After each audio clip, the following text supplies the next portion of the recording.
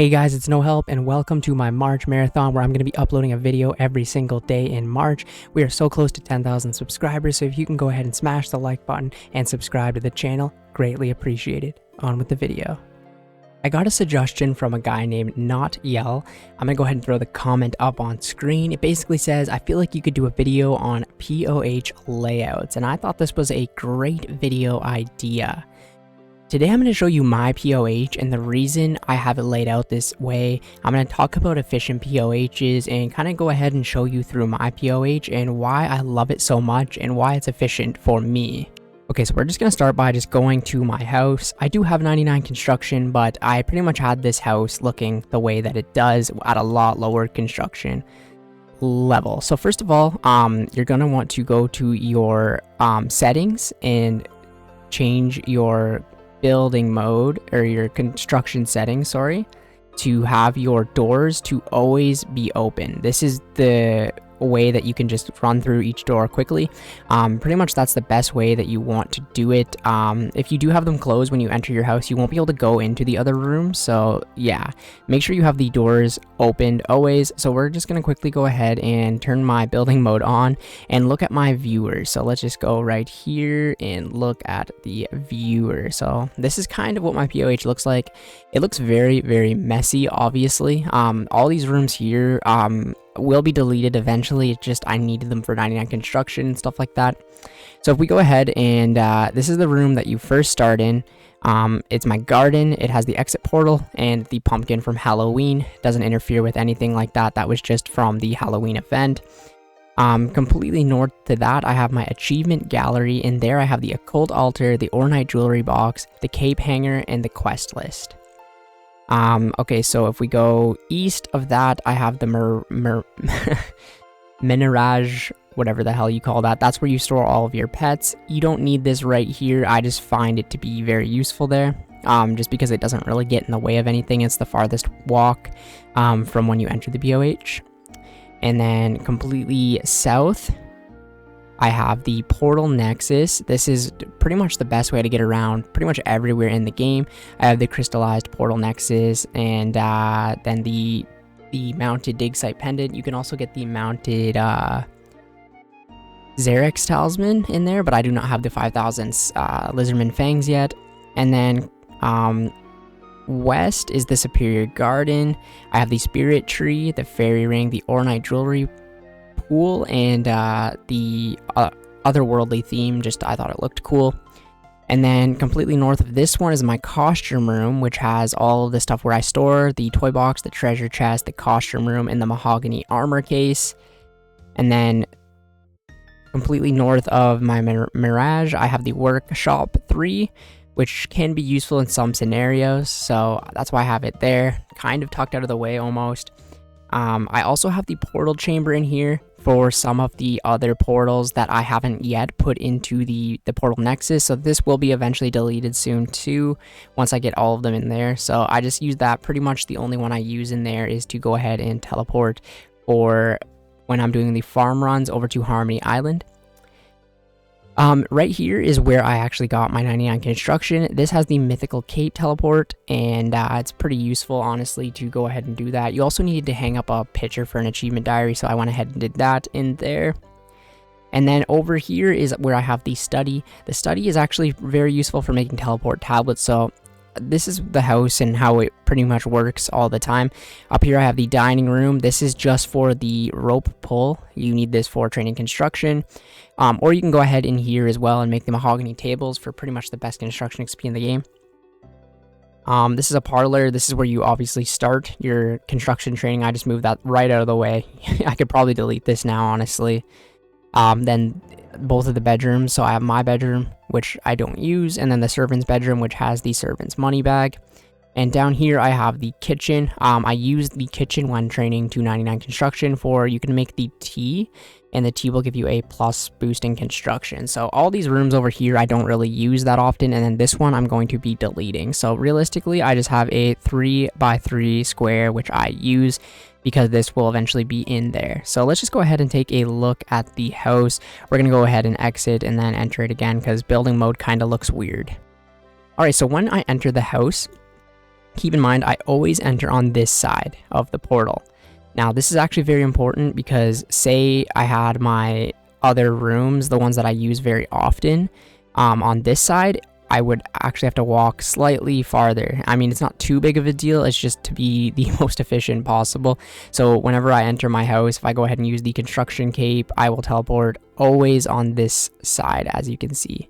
Yeah, it's pretty nice. Okay, I'm gonna go ahead and turn building mode on once again just for a second here to show you guys something. So in the Superior Garden, I recommend you have it right beside where you spawn in on the portal. Now you can go ahead and plant plants here, or even the fence gate. Do not do this because it will be a farther walk because it'll block. So basically you'd have to walk all the way around this in order to get here. But if you have the building mode, or if I turn the building mode off again, since I don't have anything built there, I can just simply like run right to my rejuvenation pool, which is probably the thing I use most obviously in the house. This will restore all of my stats.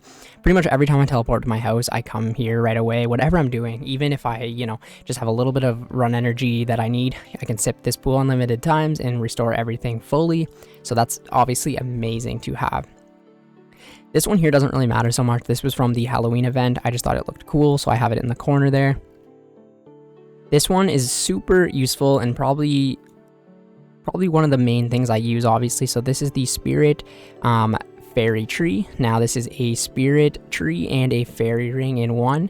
And I also have the Lumbridge Elite Diary done, so I can go ahead and use the Spirit Tree anywhere. But with the Elite Diary, you can use the Fairy Ring without needing a Draenor, or whatever that's called, the staff. The Drayman staff. You don't need that with the Elite Diary done. So whenever I teleport to my house, I have access to the Fairy Ring, and I can go pretty much anywhere in the game that I want to go right from my house. And same with the Spirit Tree. I can go to any Spirit Tree in the game, like to the Farming Guild or wherever I need to go this way. Very useful to have in your house. Highly would recommend. And then I just think the otherworldly theme looks really cool with the blue. That's why I ended up getting this one right here.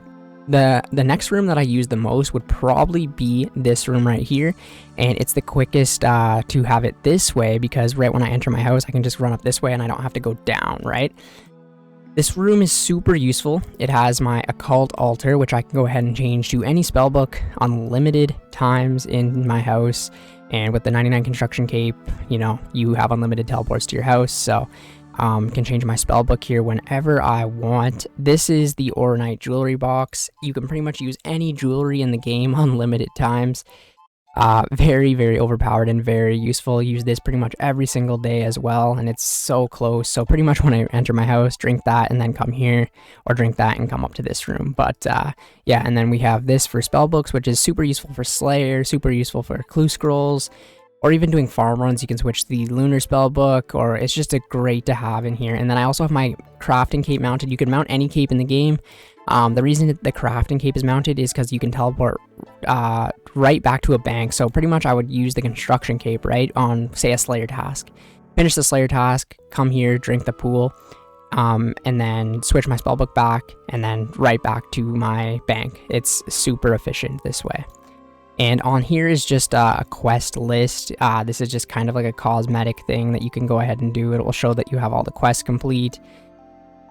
It's just something cool to have. I don't have obviously the mini quests done, but I have all the quests done. So it's something cool to look at. Or if a new quest comes out, you can be like, oh, I don't have it, if you don't want to go ahead and look in here. But yeah, just a little cosmetic thing here. And the last room that I use probably the most, I would have to say, would be this room right here. This is the Portal Nexus crystallized room. It costs 1,000 teleports of each spell to go ahead and do. So for example, let's just go to what's a simple spell like this one, the teleport to Camelot spell. You would need 5,000 air runes and 1,000 law runes to get the Camelot spell in here. And basically then you have unlimited teleport. So I would just simply click this, for example, and boom, instantly right in or wherever the hell this is, Camelot. Super useful room, honestly. It's very, very expensive to get set up, but once you do have it set up, you can go ahead and do this. This is why I want all these rooms eventually to be down here. But yeah, and to set it up, you basically just click configure, and it'll show you all the spells that I do not have. So for example, Apatol. it will show you that you need the 60% Arceus Favor, and then you need 2,000 Soul Runes, 2,000 Blood Runes, and 2,000 Law Runes, and then I would have unlimited teleports to the 8 Battle dungeon. And there's tons of them, like Draenor Manor, 1,000, 1,000, 1,000, and I'd have unlimited teleports to the Draenor Manor. And then you can go ahead and customize like where on here you want them to be. So like say I want the Watchtower to be above Artie. I could just simply do that. I'm pretty sure you can simply do that. Yeah, as you can see, now it's down here. So yeah, you can switch them that way. And then basically, yeah, you have them in the way I have them. I have them in a certain order. The Corinne Castle, the one that's on number 1 will be a left-click teleport. And so if I moved Lumbridge, for example, oh, you'd have to do it in the customize menu, but you could move Lumbridge to the top and it would be the left click option on your thing. So you could simply just come to your house and click it right away. I have the Great Corinne there because it's really useful for getting to the Catacombs of Corinne for Slayer. And then also in this room right here, I have the Dig Site Pendant, which is really good for birdhouse runs or getting to Fossil Island as quick as possible. The next room over here is very simple. It's just the study, and basically all I have in here is this little book that you can go ahead and make all of the teleport tablets in the game. So if I wanted to click this, it would say I need a piece of soft clay and blah blah blah, all the runes, but it's really good. Not much to be said about this room. And honestly, same about the next room. I have that picture for the achievement diary, which I was saying, and then I have the mythical cape, which you can use this to teleport to the Myths Guild, and this is where I trained to 99 construction, just making probably thousands and thousands of these mythical capes and removing them. This is the room that's going to be removed soon. This is what you can do at a lower level construction level. I think you only need level 50, correct me if I'm wrong, but you can go ahead and make little portals. So like in this room, you can have 3 of these, and then this room you can have all of the teleports, right? So I only use this for the Harmony Island one. I can go ahead and put that in here. If I go to configuration again for the Harmony Island teleport, I should probably do this soon. I do farm runs all the time, so if I go to Harmony Island, I would need 1,000 souls, 1,000 laws, and 1,000 natures, and then I could have Harmony Island in here as well, and then probably delete this room because I don't use these other 2 teleports. I guess the Lunar Island one I could go ahead and put in here as well eventually, but this room's going to be deleted soon. And now for pets. This is just the place where, I don't even know how to pronounce this, but this is where you go ahead and store your pets. So as you can see, I have all of my pets in here, and you can choose to allow them to roam or allow them not to roam. I like them roaming around the house. It's just cool to see all of the skilling pets walking around the house, kind of a cool thing. And you can upgrade it to store more and stuff like that. This room right here is just a workbench. I use this to make the clockworks for birdhouse runs. That's pretty much it here. You can also build other things in here as well and fix your barrows armor and stuff like that. I do not have everything built in there yet. And then this is the last room that I basically use. This one's pretty much maxed out with everything in it. So the fancy dress box basically stores all of the random event things in here. I've got the full beekeepers, pretty happy about that. This one, the toy box, you go ahead and store the holiday event items all in here. So they're honestly just good to get the stuff out of your bank. Oh, the skis that we just got, I like those, so I have them in my bank. But you can store all of the holiday event things in here. The cape rack, you can store all of your 99 capes and stuff like that. I also like to have my capes in my bank, so I don't really use that too often. The treasure chest is really cool because you can go ahead and store all of the stuff from clue scrolls that you get in here and then switch them between the tiers. So if I go to the hard tier right here, all of the hard things that I've got from clue scrolls are in here. Again, just to save a lot of bank space, it's very nice to have in here. Then we have the magic wardrobe here, which goes ahead and stores like magic equipment and also like graceful sets and stuff like that, and a bunch of random stuff too. Pyromancer outfits in there, warm gloves, stuff like that. And then the armor case in here as well, which just basically stores random sets that you get throughout the game. A lot of skilling outfits in here too, the Clue Hunter outfit and Lumberjack, Moaner gear, whatever the hell that's called, rogue equipment, all the Shazian armor in here as well. I have most of the Shazian armor in my bank for doing Slayer, and yeah, it's pretty cool. But yeah, overall, this is the POH setup that I really like. It works really well for me, and I'm really proud of my house, and I actually really love my house. It's one of my favorite things in RuneScape, and I'm glad that construction is actually such a useful skill, unlike on RuneScape 3.